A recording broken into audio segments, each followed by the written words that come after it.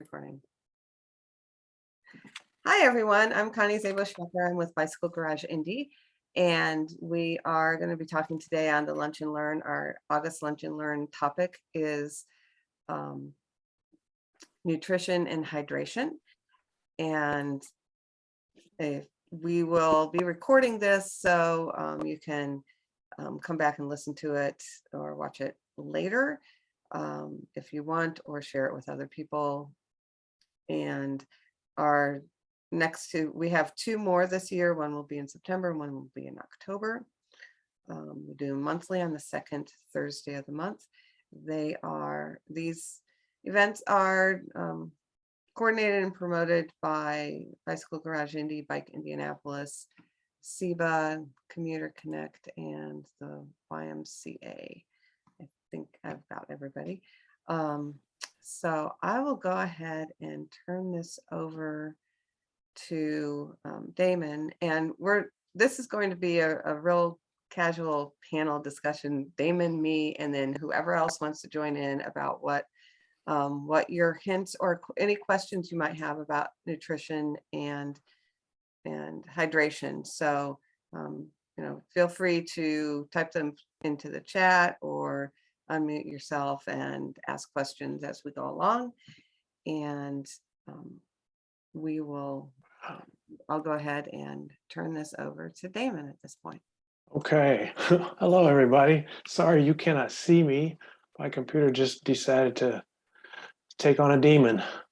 We're going to talk today about nutrition and hydration and some of the tips I've developed along the way and what I teach people when I'm taking them out early in their riding careers. And I'll start with, when I was in high school, I was a cross-country runner. And one of the things our coach always told us was, if you wait until you're thirsty to drink, it's already too late. And I never understood that while running cross-country, but boy, it makes a lot of sense when riding a bike. You can't count on your thirst to let you know when it's time to drink, because by the time you're thirsty, you're so far behind, you probably won't catch up. Eating and drinking are an important part of being a long distance athlete. If you're going to be out riding for more than an hour, you're going to need to both eat and drink. And even for rides shorter than that, you should take something along to drink. How many calories one burns while riding gets measured lots of times by lots of people, when they all come up with different numbers. But on average, you burn between 500 and 600 calories per hour when you're out riding. That's about the equivalent of 2 glazed donuts. And I use glazed donuts as my example because I'm a big fan of them. And by going out riding, I justify my quantity of consumption. So if you're burning through 2 donuts per hour, then you probably need to be replenishing at something close to that rate to make sure that you don't get into debt. And on the same token, in drinking, you lose through sweat quite a bit of fluids. And that, of course, is very dependent on temperature and your level of exertion and all that. But if you have a 2% drop in body weight from sweating, that puts you at risk of significant decline in capability. If that loss gets to 5%, you're now at risk of heat exhaustion. And heat exhaustion is not something you want to experience. Trust me, I've done it. And if your weight loss from sweating gets to be as high as 7%, you're at risk of heat stroke. And heat stroke can often end in death. So you want to make sure that you stay hydrated while you're out riding. What to drink? Oh my God. In general, plain water is okay if you're riding for less than an hour. I suggest that you find a drink with electrolytes that you like and use it all the time, even for shorter rides. There are tons of drink products on the market, and they make all kinds of claims about what they can and cannot do for you. I suggest, rather than evaluating their comparative electrolytes and sugar levels and all that stuff, is find products that you like the taste of. because then you're more likely to drink them when you're out training. And unless you're training at a really high level, you're probably going to get enough of what you need from any of the products on the market. So find one that tastes good to you. And sometimes you'll find it tastes good to you if you water it down a little bit. Uh, I know of people who find that it tastes better when they add sugar, although I can't imagine. So play around with it, find something that you like, and use that. If you're trying something new, try out new stuff on shorter rides so that if they disagree with your constitution, you don't have to suffer through a long ride with them. Um, and if you're new to riding, what I suggest is just put yourself on a schedule. What I tell people is to drink every 5 miles and eat every 10, so that you're just constantly in the habit of putting fluids and food into your body. And you can substitute that every 5 miles with every 20 or 30 minutes, but just be on a regular schedule where you know you're going to be putting in food and drink. And it's not, don't drink half your water bottle.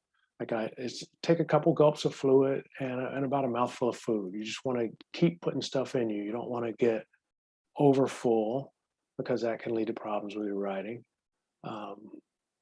And you don't want to get overhydrated either, because it's a really strange thing. The symptoms of overhydration are almost exactly the same as the symptoms of dehydration. If you get overhydrated and you think you're dehydrated, you're going to drink more, which was going to make your problem worse. It's less of a problem with bike riders than for runners, but runners tend to overhydrate when running in events because they keep getting opportunities to drink that they don't normally have when training. The best way to determine your level of hydration is to check the color of your urine. If your pee is dark, you're dehydrated and you need to get more fluids in you. If it's clear, you're overhydrated and you need to drink a little less. And the best thing to do is, as gross as it sounds, get used to what your pee looks like when you're not exercising. So you have a general idea of where you are when you are exercising. I suggest drinks that do have some calorie content, and that's primarily because the calories in your drink will get into your system faster than the calories that you eat. But don't neglect eating. Particularly, eating is a better way to take in protein than drinking, although there are drinks that have protein included in them. And what I tell people is you should be eating and drinking for the rider you're going to be 10 to 20 miles from now, not for the rider you are right now. Think of future you and take good care of them. Let's see, what other things do I don't tend to carry a lot with me on the bike unless I'm riding in places that I don't know anything about. I sort of use my need to drink and eat as an excuse to stop and get off the bike every now and then. So I generally carry one water bottle and I leave home with one piece of food, a energy bar, a banana or something, so that when those run out, I'm forced to stop at a convenience store or someplace and replenish. It just makes me get off the bike and stretch my legs for a little bit. And when I get back on, I feel a little more refreshed. Let's see. Right now, my current go-to for hydration is Scratch. It's a powdered product that allows you to adjust how much you put into your water bottle to fit your taste needs. And it's lightly flavored and it doesn't feel real syrupy in my mouth when it's warm.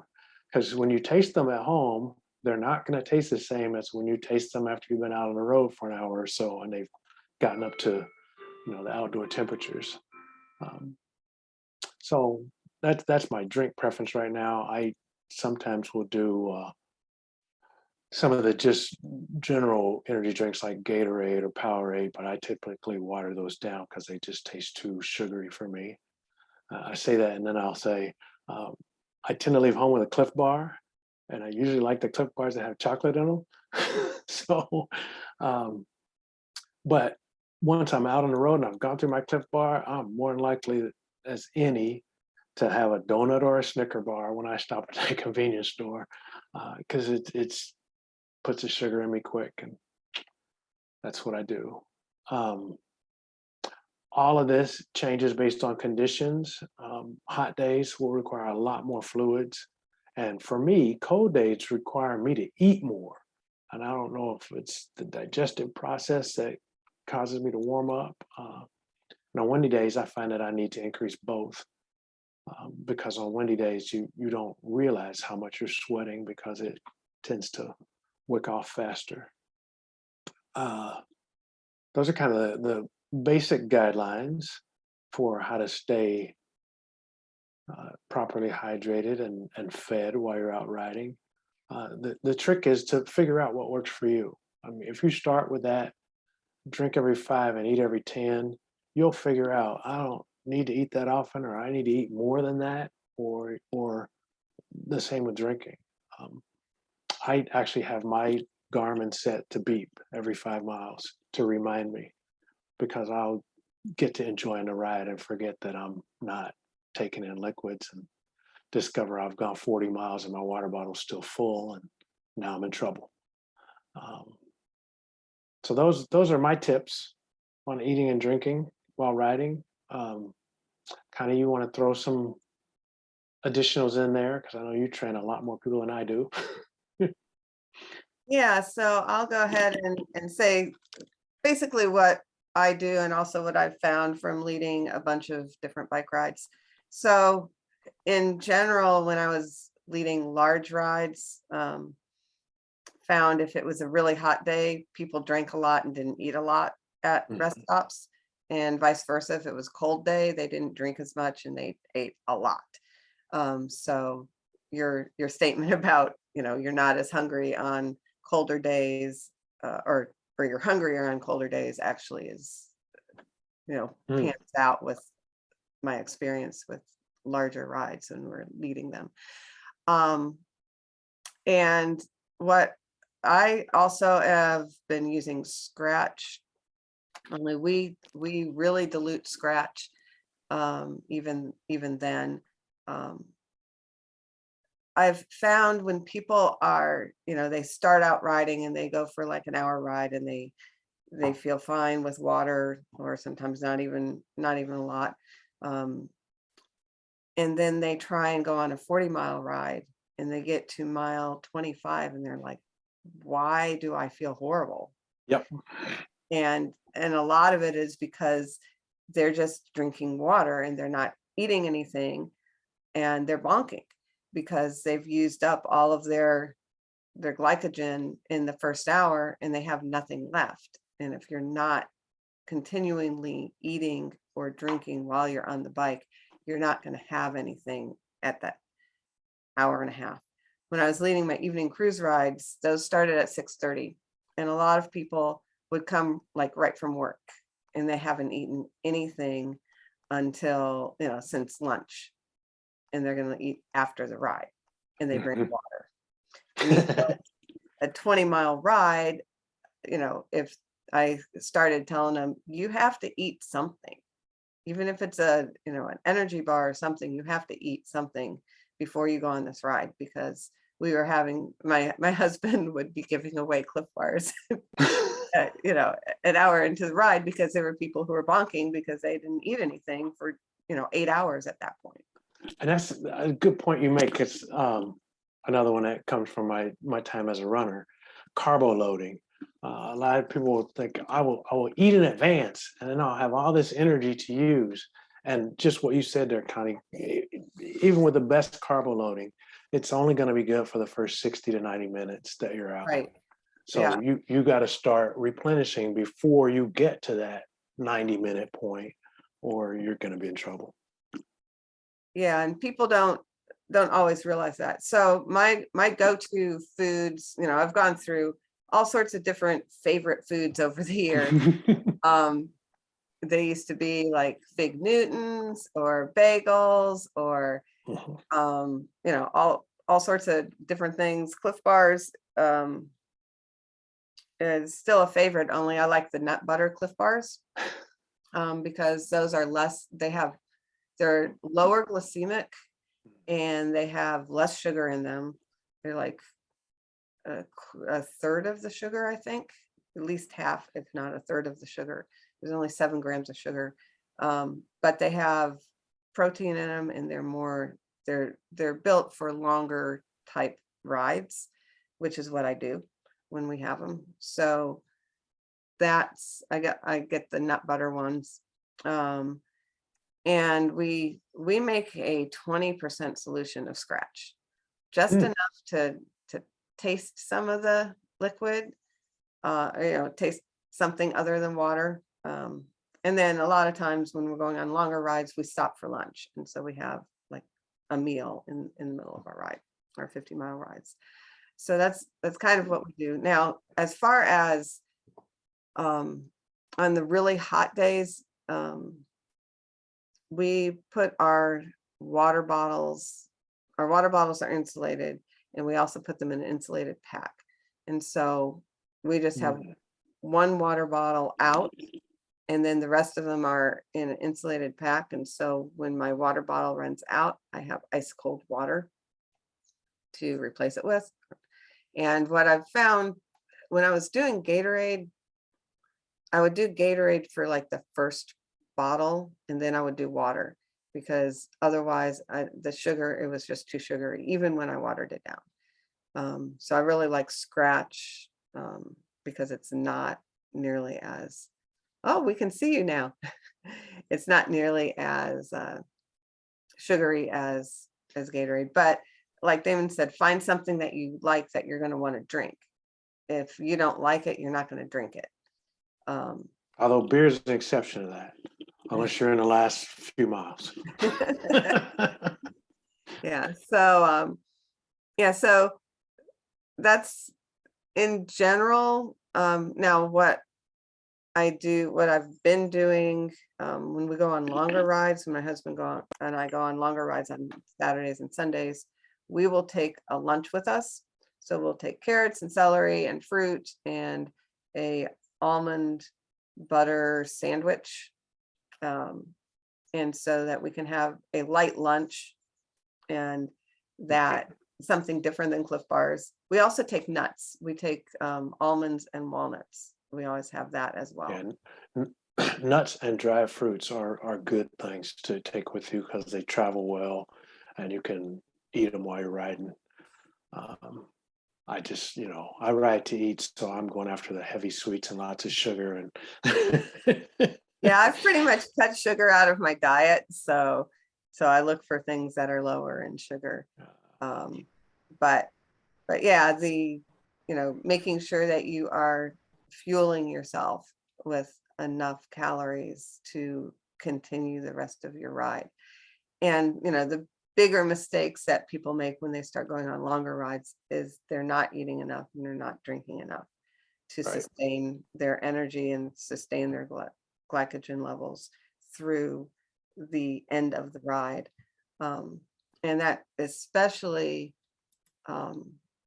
happens when you go from an hour ride. You do an hour ride during the week, and then you go on a weekend ride and it's 2 hours, and you're like, why do I feel 3 times more tired after this ride that's only a little bit longer than what I'm doing normally? And it's because you can bonk. You don't ever want to bonk, because bonking means that you cannot continue to pedal. And your body has no ability to continue on, and that is a horrible feeling to have. And it takes a while to get over that. You have to it takes a while for the fuel to get back into your body so that you can do that. I've bonked a couple of times. Very first time that I remember bonking was my very first 60-mile ride. And it was supposed to be 50 miles, but we got lost, and it was 60. And all we had was water. And that was at the end. We got to the end of the ride, and I literally couldn't walk because I just had I could barely push the pedals the last part. So, and at that point we said, okay, we need to figure out what we can drink besides water, because this isn't working. And that And was, that's the reason I still have my Garmin set to beep at me every 5 miles because I once you've had that experience, the one thing you know for sure is you don't want to have it again. that is true. So Hey Connie, those I are, got a tip yeah, on hydration. I'm a heavy sweater and struggled with trying to get the hydration correct. And one of the things that I found helpful is to weigh yourself before a ride That's a and good then weigh idea. yourself after a ride. To Damon's point about body weight loss, a 16-ounce water bottle weighs approximately 1 pound. Right. So it's a pint. So you got a pint a pound the world round, if you kind of remember that. So you can kind of gauge as to how many bottles you should have consumed based on your weight loss during the ride and how you feel after the ride's over. And That's a really the drink, good tip. and the drinking, I will tell you, I'm impressed that you only drink once every 5 miles, because my general rule is if I'm not consuming a bottle an hour, I am not drinking enough. Uh-huh. Well, and that's Right. why I say that's where I tell people to start and then adjust based on how they feel from using that. That works for me, but I know I've ridden with a lot of people that just in a short ride with them, I can tell you need to drink more than I'm drinking. Yeah. So Yeah. If I'm not drinking a bottle in 45 to 60 minutes, I am not hydrating enough. wow. yeah. I The other usually thing I drink, would tell you about keeping bottles cold is I use insulated bottles too. But what I'll do is if I'm going to go on a long ride and I'm going to have like 3 bottles prepared for that ride, the night before I will go ahead and make up I use scratch as well, so there's no collector scratch. I'll go ahead and take 2 of those bottles, make up my scratch mixture, and then I will freeze. Like for the second bottle, I'll freeze it halfway up. The third bottle, it'll be like 3/4 frozen. And then I top them off the next morning. And then by the time I get to drinking them, they're all melted and still pretty cold. I've tried a lot of those things, and I finally just decided I just got to get used to drinking them hot. And that's when I discovered that, boy, they taste a lot different when they're 75 degrees than they do when they're, refrigerated. yeah. So there was something else when you were mentioning about freezing the bottles. I haven't tried freezing just because we don't have room in our freezer to put 8 bottles. So we usually we'll take 6 bottles on the bike for the 2 of us on our tandem. So I usually have at least 2 or 3 bottles out, and then I can fit 3 bottles in the insulated container, and they're 24 ounces. But I usually drink about 1 24-ounce every 30 miles. If I haven't drink it by 25 miles, then I know that I need to drink it. But what I have found is I can tell when I'm dehydrated if my eyes start not tearing up very easily. And that usually hits me later in the day. So that's when I know, oh yeah, I didn't drink as much as I should have, or it was in a really hot day. So I try to drink, then I drink more and more once I start feeling that. But that's one of the things, and also weighing yourself is also a good tip. That's a The, really the other good thing tip. that's helpful I found too is if you're going on a really long ride, like a metric or a century, focusing on your hydration the day before is critical. You got to make sure you're hydrated the day before and that night. Don't wait till the next morning and look at your pee and say, "Oh, I'm dehydrated," before I even started the ride. Right, So right. that's also important, I found. Right. And the same holds true with eating as well. Even though no matter how well you prepare, you're only good for the first 60 or 90 minutes. Being prepared is better than not. Right. And it's always important, Damon mentioned it before, but, don't try new foods on a big ride. Um, And that's hard to do. Like if you go to a fee ride and there's all these different foods that are out there at the rest stops, you just kind of have to be careful about what you might want to eat at Mhm. the rest stops, because they may or may not agree with you 10 or 15 miles down the road. And I hate to say it too, the other thing you can run into is you can end up getting food poisoning on the ride based Hmm. on how food was prepared at these sag stops and how. So I've had that happen to me twice. Oh my. Like people cut up bananas, for example, and put them in a bowl, and then people are sticking their dirty hands in the bowl, grabbing bananas and stuff. Yeah. Yeah. So that's why I'm like, do not cut the fruit, man. Don't do that. But Right. anyway, so that's something you got to be cautious of too, is hygiene on if other people are providing you food. Just consider the hygiene and how it's handled before you take it. Yeah, and And also temperature that they keep it at, depending on what the food is. So you want to keep hot foods hot and cold foods cold. And sometimes at rest stops out in the middle of nowhere, that's difficult to do. So you just need to be careful about what you decide to eat. and just based on, this conversation, you can see what works for one isn't what works for everybody, because you'll often be riding and somebody you're riding in the group with you will say, oh, here, this is what I do and it works great for me. And that may or may not be great for you. So it's not something you want to experiment with when you're out on a long ride. I'll try that when I'm going on a short ride and see how my body. So I was given my first goo on a long bike ride, and I couldn't finish the ride. It just destroyed my insides.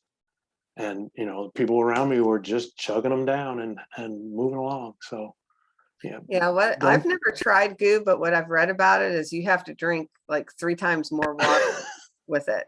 You can't just eat the goo and expect it to. I just stay away from them. Yeah. So I hadn't really done Cliff Bars is the only energy bar that I ever had, because I tried the other ones and I just didn't like the taste of them. Mm.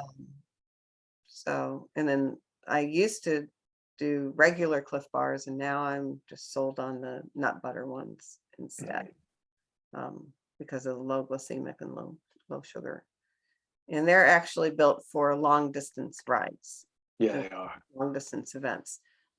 So they fit the type of riding that I do. If you're doing really fast, shorter distances, then you have to have something that's going to give you energy really quick while you're participating in that. I don't do long or even short, fast things. Mine are long, extended, more casual rides. Not that they're not difficult rides. I mean, we go down to Brown County, and we climb 3,600 feet in 50 miles. And so we're climbing and climbing and climbing, 15% hills. It's not easy.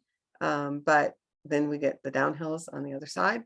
So, there's the type of nutrition, if somebody's trying to do that at 20 miles an hour versus our 13 mile an hour average over the course. I say 13 miles an hour, but we're never going 13 miles an hour. We're going either 5 miles an hour or 40 miles an hour. never 13 miles an hour. But, so if someone's trying to do that same route and they're trying to go, a much faster pace, they're going to go through their energy a lot quicker and need to a lot quicker. And it's important for you to figure out how your body deals with your riding, because everybody's going to be different.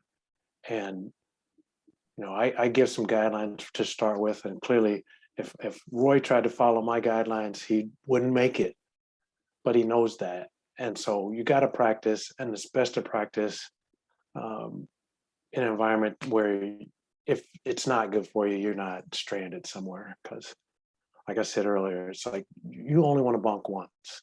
Actually, you don't want to bunk at all. But when you bunk once, you make a point of, I don't want that to happen again. And it's interesting, your tears thing, Connie. not something I've paid attention to, but I have those little indicators for me as well. It's like, oh, when I get this sensation, it means I'm not drinking enough or I'm not eating enough. And so I'll make that adjustment. And because I don't carry a lot with me, I'm going to have to stop to replenish. And so sometimes I just extend those stops to take a moment to recover. And sometimes just cooling down, going into that air conditioned speedway and hanging out does a lot to help. Anybody else have any questions or any other things that they do for nutrition? We got 3 scratch people here, so Which is surprising, yeah. yeah, because I didn't think scratch was that popular. So what does everybody else use for your nutrition? I would say one of the, as far as food goes, I've really gotten into the untapped maple syrup. They make the Belgian kind of waffle type cookies, and they also have the untapped syrup in like a gel pack. Huh. And they also make hydration mixes too. So I found that I tolerate those very well, and I really use mostly their products when I'm on long runs. Cool. Interesting. I used to use Cliff Bars and stuff too. We have a question about recommendations when riding with kids and students. So it depends on, first of all, you want to make the route something that they can all do and accomplish. And usually if that's one of their bigger rides or one of their first rides, you want to make it relatively short and you want to have it to be a destination. And at the destination, you could have food there. You could have food at the beginning. Kids' bikes aren't necessarily built to carry water bottles very easily. So you kind of have to take that into consideration. Yeah. Sometimes they are. Sometimes you can put a water bottle and hanger on handlebars. Sometimes they have a basket you can put it in. But I was teaching a kid how to ride, and they had a water bottle cage, and literally it was sticking up where they needed to be standing in front of the seat, and it was kind of getting in the way. So they have little frames, and they have they usually don't have brace-ons that you can stick water bottle cages on. So you have to keep that in mind as far as having their abilities. Now they could take little backpacks and put water bottles in there, but water bottles get kind of heavy, especially in a string type backpack. One of the things I do when I'm riding with kids is, I told you I have my Garmin beep every 5 miles. I announce that. When my Garmin beeps on the 5s, I say, time for everybody to take a drink, to make sure that everybody is getting at least a little bit as they go along. So I'll announce it's time to drink, or it's time to eat and drink. And if I've got really little kids that we need to pull over and stop so they can dig in their backpacks or whatever to get their stuff out, we'll make a stop. So everybody gets a drink. And I kind of teach them that if we ride together frequently, I find a lot of the kids will just announce it's time for a drink because they need to have a drink. And if we got to stop for people to drink, because my wife until just last year always had to stop to drink. So we pull over, and because she has a small frame and her water bottle fits, but it's a real tight fit. So getting it out is sometimes trouble. We just pull over, take a drink. I do that with kids because then I can kind of eyeball them and make sure everybody is eating and drinking. Because I had a young man, he was 12 or 13, who got heat exhaustion out on a ride, and I wasn't paying attention. I turned and looked at him, and he was just beet red. I was like, we found the nearest fast food joint. I went inside, ordered him a giant order of fries, and said, we're just going to sit here, and you're going to eat salty French fries, and you're going to drink this bottomless Coke, and I'm going to call your parents. So now I try to make sure that I watch when I'm riding with kids and make sure that they're all eating and drinking. Yeah, and that's also, just from a ride leader standpoint, anytime that you're leading a ride is just kind of watching what people are doing. Right. It's especially more important when you're dealing with kids because they don't necessarily know to drink. You think that when you have adults that they're more competent, but they're not always. So Right. you just have to kind of keep track of that. Yeah, and it was super hot this summer. And so just being out in the heat, when I've been teaching bike riding lessons in 95-degree heat, it was, I had to watch to make sure that the kids, they had water bottles, that they would take water breaks. And I only had them, they were only there for like a half hour or 45 minutes. But if it's 95 degrees temperature wise, and then you're on a asphalt parking lot with the sun beating on you, it's another 20 degrees. So I was drinking 3 large water bottles within like 3 hours and I still was dehydrated. So I was trying to make sure that my students were, kept being hydrated. So yeah, I don't know if there's any other questions that people have. Roy has put some links in the chat, which when I put this up on YouTube, I'll put those in the chat as well. So yeah, hydration, like Damon said, it's personal preference, a lot of it, or figuring out what works for you. But it's also, making sure that you're doing these things so that you don't bonk and so that you can fuel yourself when you're out on rides. And I encourage you all to experiment, try different things, try different drink products and different kinds of foods. And I was on a ride with a guy who, because I told you I stopped at the convenience stores to get my replenish, and I came out and he was on his bike and he had what looked like a popcorn bag, the little paper bags that they give you at the movie theater. It was filled with chicken livers. He was like, "This is the greatest thing to eat on a bike ride." And I thought, I don't believe you.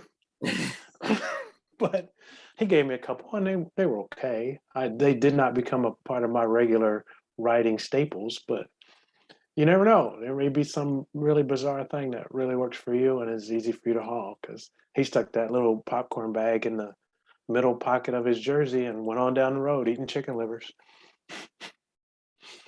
That would not be my my choice, or even on a list of things to take on a ride. But you never know. You got to experiment. yeah, So try things out, but try them out when you're in an environment where don't try everything new. This is the longest distance I've ever gone or the fastest I've ever ridden, and now I'm going to try this new drink and this new food. Bad plan. Change one variable at a time.